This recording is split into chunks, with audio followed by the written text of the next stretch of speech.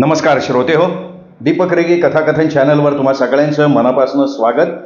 श्रोते हो, तुम्ही ऐकताय शहाजीराव भानुदास बळवंत यांची भिंगर ही कादंबरी उत्कर्ष प्रकाशननं प्रकाशित केली आहे. आज ह्या कादंबरीचा भाग 9वा. शंभू परीक्षेसाठी कोल्हापूर विद्यापीठात निघून गेला. त्याची MA ची परीक्षा सुरू झालेली. परीक्षा संपेपर्यंत शंभू शिवाच्या नातेवाईकांकडे राहणार असला तरी खर्चाला म्हणून सजानं किन्नरकडून आलेले सगळेच रुपये शंभूला देताना पाहुणी श्यामलनं पाहिलेलं. शंभू परीक्षेसाठी गेला आणि श्यामलनं आपल्या जवळचं रुपये काढून सजाला माहीत न होता तिच्या पिशवीत ठेवलेलं. आंघोळ करताना सजा आपली धनगरी कमरची पिशवी काढून देवळीत ठेवायची हे श्यामलनं पाहिलेलं. 2 दिवस गेलं आणि डबीतली तपकीर काढावी म्हणताना मोठ्या मधल्या पिशवीच्या कप्प्यात हात घातला तर नोटा हाताला लागल्या. सजा दचकलीच. बया, शंभूला जाताना या हातानं नोटा काढून त्याला दिल्या. हे इतक्या नोटा आल्या कुठनं? का बया, शंभूला मी रुपये दिलंच नाहीत. नाही दिलं तर या हातानं काढून दिले. नाही कसं म्हणावं, रुपये देताना ते सगळं होतं की श्यामल होती, दत्ता होता, सगळ्यांसमोर मी शंभूला रुपये दिलं. मग हे आलं कुठनं? हा श्यामलने ठेवलंय. भूल पडल्या ग सजा आपलं आपल्याला सांगत बसले. मोठं कोडं पडल्यासारखी तिची अवस्था झालेली. तवर घाम पुसत श्यामल बाहेर आली. सजा पुढं बसली. ये मावशी, अशी काय ग बसली? कसली चिंता करती? आपला शंभूदास MA ची परीक्षा पास होईन, नग चिंता करू. अगं ते नाही ग श्यामल मोठं आखरीत झालंय बघ. काय झालं का? अगं परवा शंभू कोल्हापूरला परीक्षेला निघाला, त्या वक्ताला मी त्याला रुपये दिलं का नाही? तुम्ही सगळी होता. अगं मग आता त्याचं काय आहे? तुला लागतात का पैसे? काय आणायचंय का? चल आपण जाऊ गावात. अगं मला कशाला पैसे लागते? शंभूला मी रुपये दिलं खरं, पण पिशवीत तस्या नोट आहेत मुठभर. नोटला नोट फुटल्या का चालेल ग? अगं मावशे, तुझं पहिलंच असतील, तुझ्या लक्षात नसेल. हा तुझा भावडा स्वभाव आहे, दुसरं काय. चल रानातनं फिरून येऊ, नाही ते हिरीवर जाऊन बसू, जरा बरं वाटेल, करमून जाईन. नाही नको ग श्यामल, हिरीवर तर अजिबात जायला नको. हिरीचं वैभव मी बघितलंय ना, ते आठवलं का ऊर फुटाय होते. वाळलं रान बघून हिरवं शिवार डोळ्यापुढे येते. हळदीच्या अंगानं नांदायला आली होती. पहिल्या दिवशी हिरीवर धुणं घेऊन गेलेली. मोठा होते बघतावा. थारोळ्यात मोटरी चवताना पाणी उडायचं. चांदीचं कण उडाले का दिसायचं बघ. गार पाणी थारोळ्यातनं पाटानं पिकाकडं. पाटातली गवताची पाती, हिरव्यागार मेहंदीची बोटं पाण्यात घालून बसलेल्या नवतीच्या पोरीगत. धुणं धुवून झालं ना तरी बघत बसायची. भोवतीचा हिरवागार मळा, त्यातून आलेला गारवा. उन्हाळ्यात तिकून ऊन लागायचं नाही, असं वैभव होतं. त्या दुष्काळानं लुटलं सगळं. आता त्या हिरीवर जायला मन नाही होत ग. अगं मग काहीतरी काम काढू, ते करत बसू. नाही पण मला आधी सांग, माझ्या पिशवीला हात लावला होतास? जाऊ दे ग, विसरून जा सगळं मावशे. त्या तुझ्याच नोटा कधीतरी ठेवलेल्या, तुला इसर पडला, आता हाताला लागल्या. येडी आहेस का तू? माझ्या हाती इतक्या नोटा कोण देणार ग? नोटाचं तर सांगू नको, बंदा रुपये द्यायचा नाही. अगं मला पैसा देतय कोण? बरं तर समज मी ठेवलं, मग तर झालं, राहू दे तुला. नको ग, मला काय नको. अगं 4 दिवस आलीस, लेकीगत राहिलीस, हे माझ्यासाठी लय. माणसाला ना कशाचा जास्त लोभ नसावा, आस नसावी. मला गरज लागली तर मागून घेईन मी. उशिरापतूर दोघीच बोलत बसलेल्या. नोटा पिशवीत कुठनं आल्या हे सजाला पडलेलं कोड्यातनं बाहेर पडल्यासारखं तिला वाटायला लागलेलं. सजा उठली, पडवीच्या जरा पुढे आली तर परबती भिंगरत आलेला. चालताना देखील भिंगरीवर लोकर कातायचं त्याचं काम चालूच होतं. बसल्या बसल्या लोकर पिंजायची, गोळा करून खिशात नाही तर धोतराचा वाटा करून घालायची, बाईला मागं हिंडताना कातायची. असं ठरवल्या ग त्याचा रोजचा एक उद्योग झालेला. कातलेल्या लोकरीच्या धाग्याला पीळ देण्याचं त्याचं काम चाललेलं. हे करता करता संगतीच्या माणसांसंगड बोलत होता. 2 नवखी माणसं त्याच्या संगट वस्तीकडे येतेली बघून सजा लगबगीनं माघारी फिरली आणि घरात जाऊन श्यामलला बोलावून घेतलं. श्यामल, आत ये, एवढं काढू दोघे मिळून. श्यामल आत आली तसं सजानं तिचं हात धरलं, खाली बसवलं. असं काय ग मावशी, काय करतेस? अगं खोळे, शंभूच्या बासंगट कोण 2 माणसं येते ती. हे पाठीभर ढागा सांगाव, दिवस हे असलं दिवसा लोबडायला कमी करणार नाहीत. इथं बस अशी, बाहेर येऊ नग. नाही तर असं कर ना, हे सगळं उतरून तुझ्या बॅगेत ठेव. नाही ते व्हायला नग ग. सजा श्यामलला समजून सांगत होती तवर पर्वतीनं हाक मारली. कुठे आहे ग, इकडे ये. अगं वैदानं घोरपड आणली, 1.5 धान घाला म्हणतात घोरपडीच्या बादल्यात. त्याला 1.5 धान? कुठलं दान? वाचतं तर आम्ही का खायला लागलो असतो कुपनाचं धान्य? कुपनाचं धान्य खातोय आम्ही. आता त्यातलं म्हणाल तर घाला त्यासनी पोटातलं पोट करून कसं तरी. अगं कुठलं बी घाल, या दिवसात घोरपड खायला गावती बघ सजे. घाव ना तर. या खरपाडात माणसाला माणूस खायला उठलाय, तो तर रानातलं जीव. त्याला जगायसाठी काहीतरी खावं लागतंय. माणूस साठवण करून ठेवतो, ह्यानी काय करावं? उपाशी असेल, खायासाठी बाहेर पडलं आणि या लोकांची गाठ पडली. जा बाबानू जा, धान्य घालायला नाही आमच्याजवळ. तुम्ही धरलंय तुमचं तुम्ही खावा जा. सजा बोलली आणि वैदानी केविलवानं तोंड करून सजाकडे बघितलं.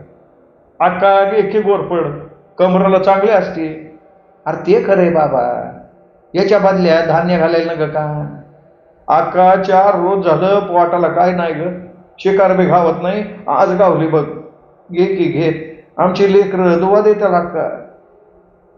पर्वतीच्या मनात घोरपड भरलेलं. त्याला सजाचा स्वभाव ठाव. पर्वती गप्प उभा. सजानं एखादी गोष्ट नाही म्हणून सांगितलं तर वरनं देव जरी खाली आला तरी ती बदलणार नाही. एखादी गोष्ट नाही म्हणलं का जीव दिला तरी ती घेणार नाही. दादा अरे घे की, घे, पोटापुरतं घाल दान. नाही नको, आता देवानं येऊन घे म्हणून विनंत्या केल्या ना तरी जमणार नाही. लगेच जा, गावात कोणीतरी घेईन. सजानं नाही म्हणून सांगितलं. तोंडातल्या तोंडात काहीतरी बडबडत ते वैद्य निघून गेलं. सजानं एकदा पर्वतीकडं एकदा वैदाकडं बघितलं आणि तोंडाची टकळी चालू केली. दिवस कसलं पडले, माणूस माणसाला ओळखते ना. कोण कसल्या तरी निमित्तानं येतोय, हेरी करून जातंय. मूडभर आणण्यासाठी जीव घेते ती लोक. एक घेते की कानाव चोऱ्या होत आहेत. नाही काय घावलं तर धान्य पळवते. हे ऐकून बी तुम्ही हे असली ब्याद पार वस्तीला आणली. अगे ही गोरगरीब कशाला चोऱ्या करतात? चोऱ्या करणारी का अशी असतात? ती निराळी, हे शिकार करून जागते.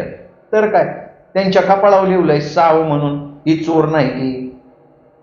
वैद आपली शिकार केलेली घोरपड घेऊन निघून गेलेले. श्यामल अजून तस्सी आपल्या घरातच बांधून घातल्यागत उभीच्या उभी. ती कोणाच्या ध्यानातच नसल्यागत झालेली. एकाएकी पर्वतीला श्यामलचं ध्यान झालं. तो गडबडला, इकडं तिकडं बघायला लागलेला.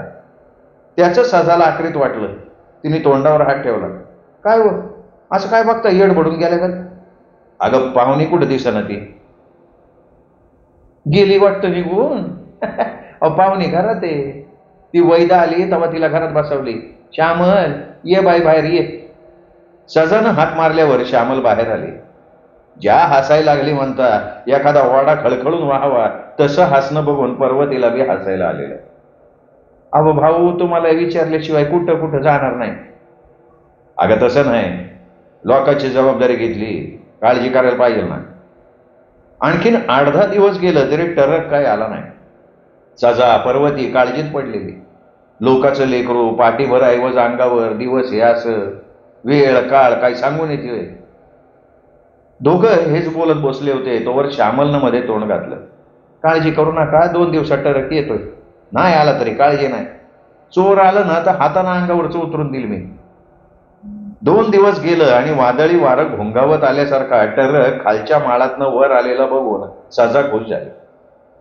गवताच्या बिंड्यानं भरलेला टरक बघता बघता दारात येऊन थांबला. किन्नर खाली उतरला. त्यांनी पर्वतीच्या सजाच्या पायाला हात लावून नमस्कार केला. खाली उतरलेल्या ड्रायव्हरनं सजाच्या पायावर टक्कुरं ठेवलं. पर्वतीच्या पाया पडला. तवर श्यामल पाण्याचे 2 तांबे भरून घेऊन आले. पाणी जपून वापरा, पाणी नाहीये. अगं पाणी पिऊ का नको हे सांग की. तुम्हाला गुळणा करायला तांब्याभर पाणी लागतं म्हणून म्हणले. श्यामल आपल्या नवऱ्याबरोबर बोलत होती तवर पर्वतीनं सजाला मानेनं स्वयंपाकाला लागायला सांगितलं. तवर किन्नर टरकवर चढला, गावताचं 2 बिंड वरनं लोटून दिलं. ढिलं दोर आवळून आला परत. सजानं कवळाभर जळण चुली पुढे टाकलं, स्वयंपाकाची तयारी केली. नाही आता काय करू नका, मसवडा जेवण चालते, पुढं जायची काय करायला पाहिजे. श्यामल आटोप लवकर. नवऱ्याचा हुकूम मानून श्यामलनं बॅग उचलली, ड्रायव्हरच्या केबिनमध्ये टाकली. पर्वतीच्या सजाच्या पाया पडले. येते मी, आठवण ठेव. अगं आठवण कशा पाय? शंभूला धाडती की मोराळकीनं लेक माहेरी घेऊन यायला. सजा बोलत होती, तिचं हुर्द भरून आलेलं, पर्वतीच्या पापण्यात डबडबून आलेलं. सजानं श्यामलला मिठीत घेतली आणि हमसून हमसून ज्या रडायला लागल्या सांगायची सोय नाही. आता पुरं करा, लांब जायचे. तुला माहेर नव्हतं ते मिळालंय, आता तुला वाटेल त्यावेळी ये, वाट मोकळी आहे. ड्रायव्हर बोलला. श्यामल ट्रकमध्ये चढले. ट्रक बघता बघता माळा आड झाला तरी सजा पर्वती तिथंच उभी. त्यांच्या डोळ्यापुढनं श्यामल हटतच नव्हती. श्यामल 8-15 दिवस पाहुणी म्हणून राहिली खरं. पर्वती सजा यांच्या काळजात घर करून गेली. तिची याद हर घडी होऊ लागलेली. जेवायला बसलं की श्यामल कांदा दे बाई असं बोलायची सवय लागलेली. सजा तर स्वयंपाकाला बसली की 10 वेळा श्यामल श्यामल करायची. नाही दिसली का हिरमसून बसायची. काय खोड लावलं पोरीनं, लय गुणाची होती नाही का? तर काय, माणूस प्यार का गुण प्यार, पोटच्या लेकरासारखी राहिली, त्याचा विसर पडणं कठीण म्हणायचं. शंभूची परीक्षा झाली. शंभू घराकडे आला. महिना 15 दिवस इकडं तिकडं करूच तर MAचा निकाल लागला. शंभू पास झाला. खरं त्याला वर्ग मिळाला नाही, पहिला दुसरा वर्ग मिळायला पाहिजे होता, पण नुसताच पास झाला. नोकरीसाठी अर्ज करायला लागला. रोज उठलं की आटपाडीला जाऊन वर्तमानपत्र घ्यायचा, त्यातल्या जाहिराती बघून तिकडं नोकरीसाठी अर्ज करायला लागलेला. तेवढ्या सरकारी नोकरांनी बेमुदत संप पुकारलेला. शंभूनं संपात काम करायचं ठरवलं. त्यानं पर्वतीजवळ तसा विषय काढला. भाऊ, संपात सरकारी नोकर उतरले की त्याच्या जागी माणसं घेतात. नोकर भरती चालू आहे, मी जाऊ का? बघ तुला पटेल तसं कर. सम मेटल्यावर तुला ठेवणार नाही ती कामावर. हा नाही ते तर झालंच हो, पण घरी बसून करणार काय? तेवढंच होत्या ना मीठ मिरचीला. पर्वतीनं काही सांगितलंच नाही तरी शंभू संप काळात कामाला लागला. संपात अनेक सरकारी खात्यातला नोकरवर्ग बाहेर पडलेला. सरकारची मुसकी बांधाय तयार झालेला. सरकारच्या नावानं घोषणा देऊ लागलेला आणि सरकारनं नोकर भरती करायला सुरुवात केलेली. 21 दिवस संप चालला. सरकारी नोकर कामावर जायला तयार नव्हता. त्यांच्या मागण्या मंजूर करायला सरकार तयार नव्हतं. सरकारी कामगारांची युनियन सरकारी नोकराला चेतवत होती, काही झालं तरी मागं हटायचं नाही. मागण्या मंजूर झाल्या तरच संप मागे घ्यायचा, नाहीतर संपाचं धोरण तीव्र करायचं. नवीन भरती केलेल्या नोकरांना अटकाव करायचा, असा युनियन आणि कामगार यांचा बेत चाललेला. बाहेर नाना प्रकारच्या अफवा पसरलेल्या, त्यामुळे लोकात भीतीचं वातावरण निर्माण झालेलं. शंभू तुझं पण रबर का, कोणाला काय बोलू नगर, कोणी हटकलं तर कामावर जायचं नाही, जीवाला जप बाबा. सरकारी नोकर पिसळलेल्या वाघागत झाले. त्यांचं तरी काय चुकते? तोंडातला घास काढून घेतला तर मांजर पण ओरबडून काढते. जपून काम कर बाबा. त्याला काय घाबरायचं नाही, पोलिसांचं संरक्षण आहे की आम्हाला. अरे पोलीस झालं तरी सरकारी नोकर, हे संपवाल्याची बाजू घेणार ना? संपानं अख्खा महाराष्ट्र खवळून उठला होता. सरकार मागण्या मंजूर करायला तयार नव्हतं आणि कामगार माघार घ्यायला तयार नव्हते. सरकारी कार्यालयासमोर युनियनचे कार्यकर्ते भाषण घोषणा देत होते. संपाचा परिणाम काय होईल याचा नेम नव्हता. काही ठिकाणी संपात काम करणाऱ्या कामगारांवर हल्ला झाल्याच्या वार्ता येत होत्या. तरी संपात भरती झालेले कामगार कामावर जात होते. संपात कर्मचारी कामावर जायला लागले आणि एकजुटीचा विजय असं म्हणून घोषणा देणाऱ्यांचं धाबचं धडाडलं. एकजूट फुटली. 22 दिवस चाललेला संप मागे घेण्यात आला. संपात भरती केलेले कर्मचारी कुंपणावरच्या दोडक्यासारखे झाले. त्यांना शासनानं दिलेला आश्वासन पूर्ण करण्याचा ठराव पास केला आणि संप काळात सरकारला मदत करणाऱ्यांना नोकऱ्या मिळायला लागल्या. शंभू खुश झाला. आता आपल्याला कुठेतरी नोकरी लागणार, शंभू असा विचार करत होता. तोच त्याला सरकारी आयकर खात्याचं मुलाखतीला बोलावल्याचं टपाल आलं. त्याचवेळी पाटबंधारे खात्याचं सुद्धा एक टपाल आलेलं. आता काय करायचं भाऊ, कुठं जाऊ? पुण्याला पाटबंधारे खात्यात जाऊ का मुंबईला आयकर खात्यात जाऊ? मुलाखतीला जाण्या अगोदर शंभूनं जाणत्या माणसांचा सल्ला घेतला आणि सरळ मुंबईची वाट धरली. मुलाखत देऊन आला सुद्धा. त्याच्या पाठीमागं लागून आल्यागत नोकरीवर रुजू व्हायची ऑर्डर आली. आयकर खात्यात निरीक्षक या पदावर त्याची नेमणूक झाली. शंभू खुश झाला. पर्वतीला सजाला त्याच्या खर्चाची चिंता लागलेली. मुंबईला जायचं म्हणलं तरी 1,500-200 तिकीट आला. त्याची व्यवस्था होईपर्यंत त्याच्या खाण्यापिण्याचा खर्च नाही म्हणलं तरी 1,500-2,000 जवळ पाहिजे. त्याचं काय करायचं? कोणाचं घर उपसावं? यावेळी सावकार तर रुपये येणार नाही. एखादं वावर घाण ठेवाय पाहिजे तर निभाव. या एका काळजी दोघं नवरा बायको विचार करत करत सजानं खाटे खालनं झाडून काढलं. खाटेवरची अंथरुणं खाली ओढली. बैजवारीनं पुन्हा खाटेवर अंथरायला लागली आणि झंपराची घडी तिच्या हाताला लागली. अरे पांडुरंगा, श्यामलचा झंपर राहिला वाटतं इसरून. झंपरची घडी नीट करून बैजवार ठेवावी म्हणून तिने झंपर झाडला. तो नोटांचा बंडल आणि कागदाची घडी खाली पडली. सजा दचकली. काय ग, काय किरडोय का विंचोय? नाही व, या श्यामल रुपये इथं विसरून गेली वाटतं. यो कागद बी हिथंच राहिलाय. महत्वाचं काम असेल तर हे बघ, आता शंभू आल्या बिगर या कागदाचा उलगडा काय होणार नाही. जर हे विसरून राहिला असेल तर तिचा नवरा तातडीनं येईनच की. ते झालं खरं. सजाच्या जीवाला आरण लागल्यागत झालेलं. शंभू कवा येतो, त्याला कागद दाखवून वाचून कवा बघती असं तिला झालेलं. तिचं चित्त काय कामात लागेना झालेलं. पोटच्या लेकीचंच हे विसरल्यासारखी सजा काळजी करायला लागली. तिची नजर सारखी शंभूच्या वाटेकडे लागलेली. एक डोळा दिवसाकडं तर दुसरं शंभूच्या वाटेकडं. शंभू विकासला हटवादी. रोज लवकर येतो, आज मुद्दाम उशीर करायला लागलाय. दिवस मावळायच्या वक्ताला शंभू आला. सजानं त्याला दम घेऊ दिला नाही. हातात कागद, झंपर, नोटाचं चुडूप घेऊन त्याच्या पुढे आले. शंभू शंभू हे वाच बघू, काय लिहिलंय? अगं वाचतो, पण मला पाणी तर देशील का नाही? अरे पाणी देते रे बाबा, पण आधी हे वाच अगोदर. सजा पाण्याचा तांब्या भरून आणायला पाणवीवर गेली. त्यावर शंभूनं सगळं वाचून काढलं. सजा पाणी घेऊन आली तर याच्या डोळ्याच्या कडा ओल्या झालेल्या. सजा जवळ आल्यावर त्याने डोळं पुसलं. आईकडे बघायला लागला. बापाकडे बघितलं आणि म्हणाला, भाऊ, आई, श्यामलताईनं हे पत्र तुमच्या नावाने लिहिलंय, ऐका. तीर्थरूप भाऊ, आई, साष्टांग दंडवत. आई, मी मला जेलमध्ये येणारी आई पाहिली नाही. तुमच्या घरी चुकून का होईना आले आणि आईची माया काय असते याचा अनुभव घेतला. वडिलांचं प्रेम जाणवलं. आई गेल्यानंतर वडिलांनी दुसरं लग्न केलं. माझा सांभाळ मावशीने केला. आई, वर्षातनं एकदा दिवाळी सणाला मी तुझ्या घरी हक्काचं माहेर म्हणून येणार आहे. आई, तुझा स्वभाव मला माहितीचा झालाय. तू स्वाभिमानी आहेस, कोणाला काही मागणार नाहीस, कोणी काही दिलं तर घेणार नाहीस. जे तुला कधीतरी भेटल ते तुला मुद्दाम ठेवून जातीये. तुझ्या मुलीची भेट म्हणून त्याचा स्वीकार कर. तुझी मुलगी श्यामल. पत्र वाचून झालं आणि सजानं हंबरडा फोडला. अगं माझी हारणे, काय आकरीत करून गेलीस ग? जन्म दिलेल्या लेकीनं एवढं केलं नसतं तेवढं केलं ग माझे लेखे श्यामल. सजानं गहीवर घातलेला.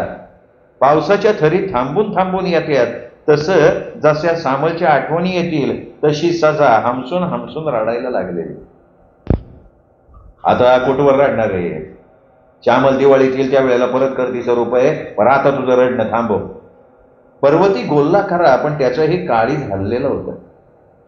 खडकातून पाणी पाझरावं तसं त्याचं डोळं पाझरत होतं. 4 दिवस गेलं.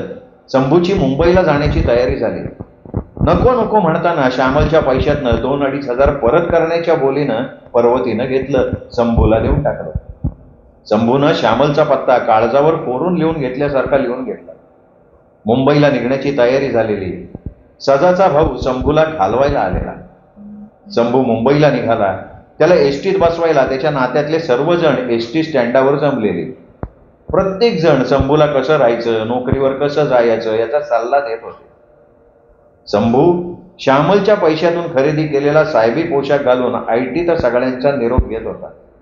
जपून जा रे बाबा, जीवाला जपून काम धंदा कर. अरे ते मोठं शहर आहे, माणसं लयला वाढतात. पुन्हा संघ जास्त लगट करू नकस.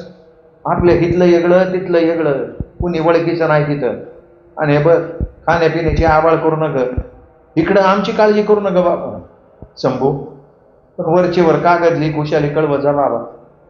सजा एकीकडे शंभूला समजून सांगत होती तर दुसरीकडं तिचं डोळं सारखं पाजरत होतं. अगं कशा पाय रडती अक्का? शंभू काय कुठं आटंक्या वनात निघालाय का? नोकरीला चाललाय त्यो. मला बी माझ्या भाच्याची काळजी आहे की. आपला खरसोडीच्या पाहुण्याकडे बैसवारी केली, ती माणसं बेलही चांगली आहे ती. जीवाच्या पल्लेड शंभूला जपतेल. नाही तर मी हायच की तुझ्या लेकाला जा पाहिला. सजाचा भाऊ म्हणाला. सगळे आपापल्या परीनं शंभूला सूचना देत होते. तवर एसटी स्टँडला लागले. चढणारे उतरणारे ही गर्दी. त्यातून मुसंडी मारून सजाचा भाऊ आत शिरला.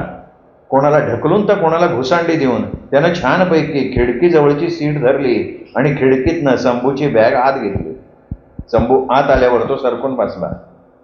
जा बर का, इकडची काळजी करू नका, सजा म्हणाली. शंभू मुंबईला निघाला खरं. सजाचा आत्मा तिळतिळ तुटत होता. तिच्या जीवाला नुसता धोकण्या लागलेला. लेकरू आपल्याला सोडून कवा लांब गेलं नाही. इकडं त्याच्या जीवाचं कोण आहे? माणसाला शिशा भाषा असते की. काय दुखलं कुपलं तर माझं शंभू कुणाला सांगत, कुणाजवळ बोलन? नोकरीच्या पायात ही अशी ताटातूड झालेली. उराव धोंडा ठेवून आता हे सगळं सोसणं भाग आहे.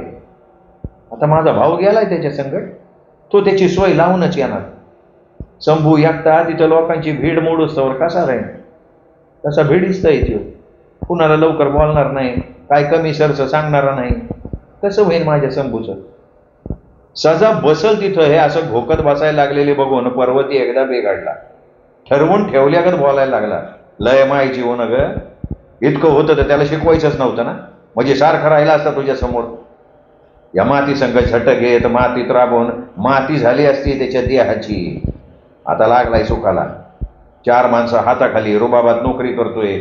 4 रुपये आपल्याला पाठवल, आपण सुखानं खाऊ. या माणदेशाला दुष्काळ चिकटू नये. त्याच्या कमावे सुख तर भोगू की. हे असं घोकत बसणं बंद कर. तुझा भाऊ गेलाय, त्याची सोय लावून 2-4 रोज येतील परत. त्याला विचार, मग बस गोकत. आता असं कर, ही 2 पोरं आहे ती हसनी शाळेतनं काढतो आणि लावतो माती उचलाय. म्हणजे ती तुझ्यापासून लांब जाणार नाही. ती लय मायेची हो न ग, मायेची भारी आणि चाटून वासरू मारी. असं करू न ग, नाही तर चालती हो तुझ्या माहेरला जाऊन 4 रोज राहून. मुंबईला पाहुण्याच्या घरी पोहोचल्यावर पाहुण्यानं त्यांचं चांगलं स्वागत केलं. निवांत बसल्यावर पाणी घेऊन एक मुलगी आली आणि शंभूच्या मामाच्या पोटात पितूर उठल्यागत झालं. अगा भोजाबा, ही पोर कोणाची का? अरे दुसरी कोणाची? माझीच आहे की, 11वी शिकते. जकास काम केलं भोजाबा. आपल्या शिकलेल्या पोरी मायदळ्या कमीच. माझी बी लेक शिकती 12वी ते. ये बाळ बस. काय नाव तुझं? शेवंता भोजाबा वाघमोडे. जकास पोरगे होशावे. आमच्या शंभूला सांभाळा. जरा लाजवलोय, बीड मोडून वागणारा नाही देव. असं काय बोलताय राव? लाजत्यात पोरी. पोरं नाही लाजत. आता नवं हाय तवर 4 रोज गेलं का भीडची एकटी वागा. भोजाबा तुझी पोर वाक्य हुशार आणि देखणी बी बरं का. अक्षय नावाप्रमाणे शेवंतीच्या फुलागत आहे बघ. रान शेवंतीच म्हण की. पाहुण्याकडं शंभूची सोय करून शंभूचा मामा गावाकडं आला. आल्या सजाच्या घरी जाऊन धडकला. कसं काय, सगळं बैजवार करून आला नवं? तर काय सगळं बैजवार, पाहुणं चांगलंय. म्या मात्र माझ्या या हातानं पाय धोंडा पाडून घेतल्याकडे चालय करत. आता ते कसं काय? अहो भुजाबाला एवढी थोरली पोर आहे हे मला ठाऊकच नव्हतं ना. अरे असं ना का, आपल्याला काय करायचं? माझ्या शंभूला त्यांनी चांगलं वागवलं म्हणजे झालं. अगं तेच म्हणतोय मी. ती माणसं शंभूला तळ हाताच्या फोडागत जपतील, पोटात शिरून काळजाला हात घालतील. भुजाबाला आयता जावं दिल्यागत झालंय. आता पोर लय रूपवान आहे बघा का. आता शंभू कसा वाटतोय ह्याच्यावर सगळी माधार. त्याला सांगून आलोय, त्याला तिथं लय दिवस ठेवायचा नाही, महिनाभरात राहायची सोय करायला पाहिजे त्याची. त्याला सांगितलंय सरकारी खोलीसाठी अर्ज दे, बघू काय करतोय. अरे ते तुझं झालं. खोली त्याला करून खालणार कोण खायला? का तू जाणार आहे? असू दे पाहुण्याकडं, त्याच्या खाण्याची तरी बैजवारी होती. अक्का म्या कशाला, माझे लेक जाईल की. एवढं 5-6 महिने गेलं की त्याचं लगीन करतो, मोकळं होऊन जायचं. शहराच्या वस्तीला साडा माणूस ठेवणं लई धोक्याचं. कवा काय घडल नियम नाही बघ. अरे ते खरं, पण त्याच्या नोकरीचा जम बसू दे, 4 रुपये मागं पडू दे, मग बघू त्याच्या लग्नाचं. माझा लिओक आहे त्यो. सजाचा भाऊ यांची अशी बोलणी. 4-8 दिवसाला सजाचा भाऊ भेटायला म्हणून येत होता आणि शंभूचं पत्र आलं का, पत्रात काय काय लिहिलंय याची चौकशी करत होता. त्याचा जीव वाऱ्या हुऱ्या झालेला. काय ग, शंभू नोकरीला लागल्यापासून तुझा भाऊ लय काळजी करायला लागलाय. काय विचार काय आहे त्याचा? त्याची लेख शंभूच्या गळ्यात बांधायचा बेत आहे का काय? नाही तसं काय बोलत नाही, पण त्याचा तसा डाव असेल बरं का.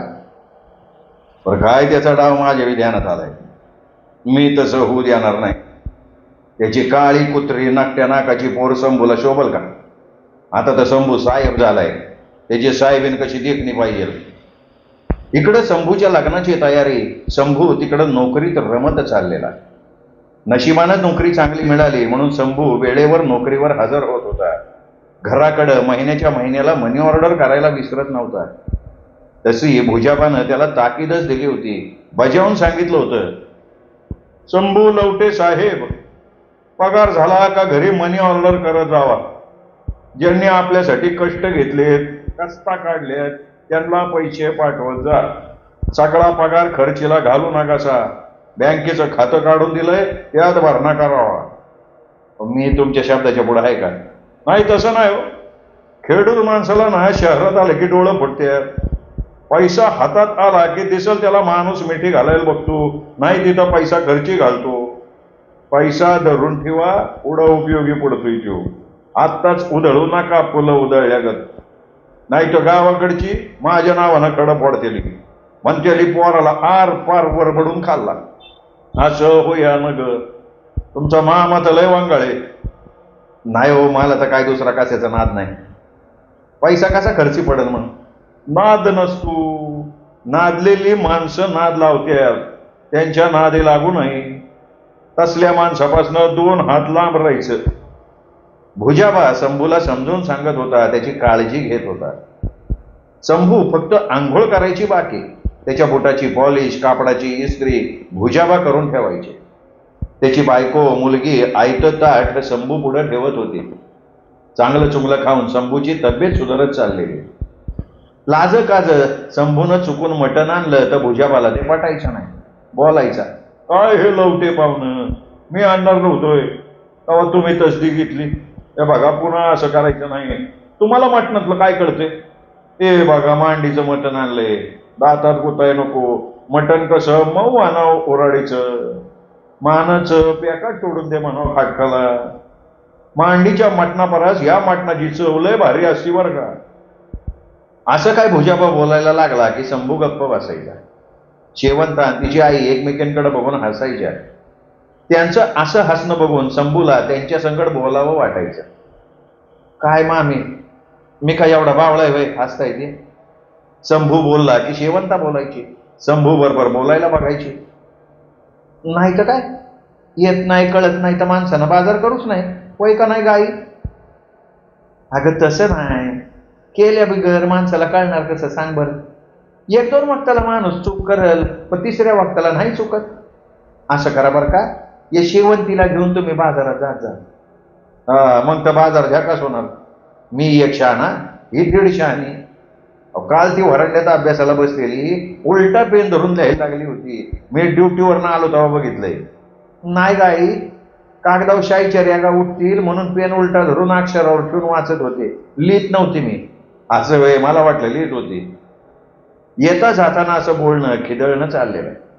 शंभूची भीड चेपत होती. शंभूला बघून लाजणारी शेवंता घरातल्या माणसासारखं त्याच्या संगट लगट करत होते. मास्त जास्त बोलण्या बसण्याला शंभूला येळ नसायचा. काम आणि घर या पल्ल्याडचं जग त्याला अजून माहीत नव्हतं. शंभूच्या वरिष्ठ अधिकाऱ्यांनी दिलेल्या सूचना शंभू तंतोतंत अंमलात आणत होता, त्यामुळे त्याचे सहकारी जरा नाखुश होते. त्यांचे हात मलिदा ओरबाडायला शिवशिवत होते. ते ह्या साहेबाला कसं सांगावं याचा विचार करत होते. आज उद्या येईल ताळ्यावर याची वाट बघून शंभूच्या सहकार्यांनी विचार करून त्याला समजून सांगायचा बेत केलेला. शंभूला चांगल्या हॉटेलात घेऊन गेलेले. त्यांच्यातल्या अनुभवी सहकार्यानं शंभू पुढे चहा सरकवला. शंभूच्या डोळ्याला डोळा भिडवला. घ्या साहेब चहा प्या आणि बिल सुद्धा भरा. अरे पण मला नकोय चहा. तुम्हासनी नको, आम्हाला चहा पिल्या बिगर जमत नाही ना. तुम्ही साहेब आहे, आमच्या मागं परपंच आहे, तो चालवायला लागतोय. हे बघा, मला काय कळलं नाही तुम्ही काय बोलताय ते. साहेब, असं वेड पांघरून बसू नका. जरा डोळे उघडा, जगाकडे बघा, म्हणजे कळलं जगात काय चालतंय. धाडीत हे ते बघत बसायचं असतं. पहिलं कर भरणा केलाय का नाही ते बघायचं. कर भरण्याच्या चोपड्या बघून दंड मारायचा. आपली कमाई करून घ्यायला शिका साहेब, आम्ही आहे ना तुमच्या मदतीला. शंभूला सहकार्यांनी अशी उभारी दिलेली. त्याच्याप्रमाणे आयकर खात्यातल्या इतर लोकांची भरभराट त्याच्या डोळ्यांसमोर होती. आणि सूर गवसला की सुरात गावत असा शंभू सुराला लागला. 4-6 महिन्यात चांगला सरावला. या 4-6 महिन्यात शंभू 2दा गावाला जाऊन आलेला. त्यामुळं घरीदारी त्याचा रुबाब वाढलेला. त्याची चर्चा गावात चालली होती. अरे तो लावट्याचा शंभू असा कुठल्या नोकरीला लागलाय? 2 वर्षात काय काय करून ठेवले बघा की. अरे तो लागलाय आयकर खात्यात. माहिती का माहीत? पगार हलगत भांग पडतोय. असं लोक बोलायला लागले गावातले. सजाला बघितलं की शेजारच्या वस्तीवरची गावातली ओळखीची एखादी बाई मुद्दाम तिच्या वस्तीला जाऊन 2 तास चळका मारत बसायची. सजा, तुझ्या शंभूनं केलं वय काय? हा ग नाही बाया, त्याने रुपये दिलं, सांगलीला जाऊन सराफाच्या बसून करून घेतलं. लय दिसाची माझी हौस, लेकानं पुरी केली. बाया, तुझं चांगलं झालं, लेकाला खस्ता काढून शिकवलं, त्याचं हे फळ मिळालं. बरं झालं बाया, पोरानं नाव काढलं, आता त्याला चांगली बायको करून दे म्हणजे झालं. हा ग, आता नुसतं शंभूचं लगीन काढलंय म्हणू दे का इंद्रदेव सुधे सर्गातनं 5-50 अप्सरा घेऊन निदान शंभूला विचारल, बोल कोणची पसंत आहे. खरंय ग बाई, तुझं खरंय. तुझ्या शंभूनं तशी कर्तुक करून ठेवली. खरं लोक बोलत होते आणि पर्वतीनं योजल्यासारखं शेत मळा याची वजवणूक चालवली. फळबागा, कांदा फुलाची शेती, त्या भागाला कोणी बघितलं नसतील असं वाण आणून शेतमळं हिरवंगार केलेलं. मातीचा कण कण बोलायला लावल्यागत केलेलं. मेंढराचा वाडा मोठा करून 25-30 खंडी मेंढरं, तसंच पोल्ट्री फार्म काढलेला. यासाठी त्यानं सरकारी योजनाचा लाभ घेऊन बँकेचं कर्ज काढलं, ते फक्त दाखवाय पुरतं. शंभू नोकरीला लागला आणि 2-3 वर्षात त्यानं आपला विकास करून घेतला. बाळूची 2 पोरं दत्ता, दिगंबर यांचं शिक्षण पूर्ण करून नोकरीला लावलेलं. स्वतःच्या 2 भावांना शिकवून नोकरीला लावलेलं. त्यामुळं त्याचं उत्पन्न वाढत गेलं. लक्ष्मी पाणी भरायला लागली. अशी कुबेरी त्यानं उभी केली आणि पर्वती त्याच्या लग्नाच्या गोष्टी लोकांपुढे बोलायला लागला. श्रोते हो, हा होता भाग 9वा. भाग 10वा उद्या. तोपर्यंत नमस्कार मित्र हो.